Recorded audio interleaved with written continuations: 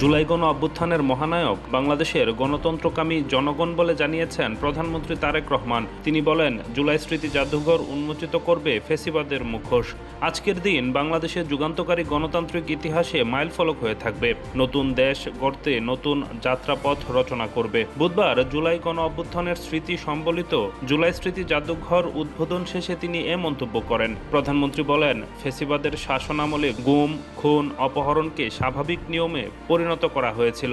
দেড় যুগের নৃশংসতা শুধুমাত্র স্বাধীনতা পরবর্তী দুঃশাসনের সঙ্গে তুলনা চলে। জুলাই জাদুঘরে বাংলাদেশের গণতান্ত্রিক আন্দোলনের ইতিহাস সংরক্ষিত থাকা জরুরি উল্লেখ করে তিনি জানান, জুলাই জাদুঘর জনগণের সংগ্রাম, আত্মত্যাগ, বেদনা, সাহস, গণতান্ত্রিক আকাঙ্ক্ষাকে স্থায়ীভাবে ধারণ করার এক ঐতিহাসিক উদ্যোগ।